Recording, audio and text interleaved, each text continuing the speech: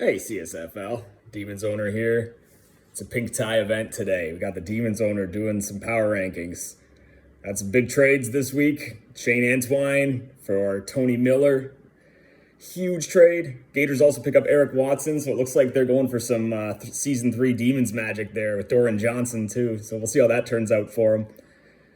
But let's get right into the power rankings here. This is a hard list to do. You really base it a lot on how the last season went. I got my notes written down here, but we all know once the first kickoff goes, these power rankings don't mean anything anyway. So let's get to it.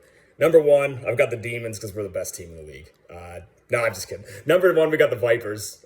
3 championships in a row. You can't argue with that. They're too consistent. They're too good. That defense is solid. Corey Moore is arguably the best QB in the league right now. Number 2, the Wildcats. Great finish last year. I expect them to pick up where they left off. Number 3, the Bears. Great defense. They're getting good progressions. I expect big things from them. Number 4, the defending champs, the Piranhas. Not higher because they were the 8th seed going into the playoffs. They just squeaked in. They had to win in the last week of the season to make the playoffs. So they were playing playoff games long before the playoffs started. Great team, getting older though. Number 5, the Rhinos with that highly rated offense. We'll see if they can get it done this year.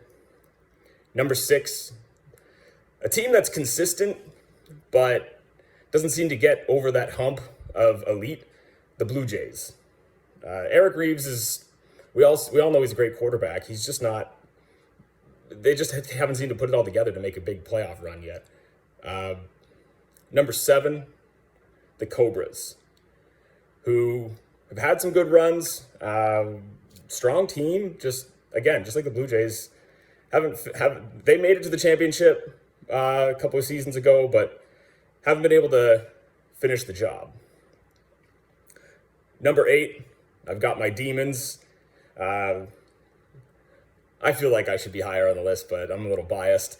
I put myself at 8th above the other 3 teams that finished with the same record as me, simply because of I feel like there's not a lot of weak spots in my roster.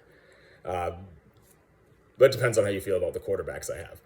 Number 9, I got the Gators, who I expect big things from with some of these acquisitions they've made. Thomas Brown's going to love throwing the ball to Shane Antwine.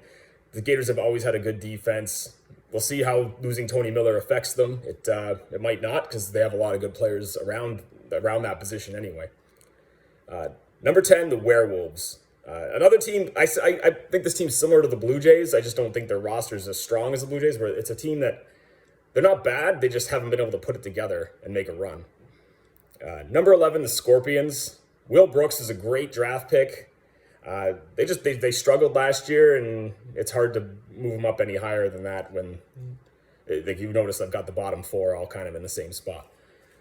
Number 12, then, rounding it out, is the Dragons. Another team, they look like they're a little bit of a rebuild. We'll see how McNeil does in this season. And 13 and 14, it's sorry to the new teams, but you know how it goes. You've got to be at the bottom because we haven't seen you play a snap yet. Gorillas and Wolverines, 13-14. Thanks, everyone.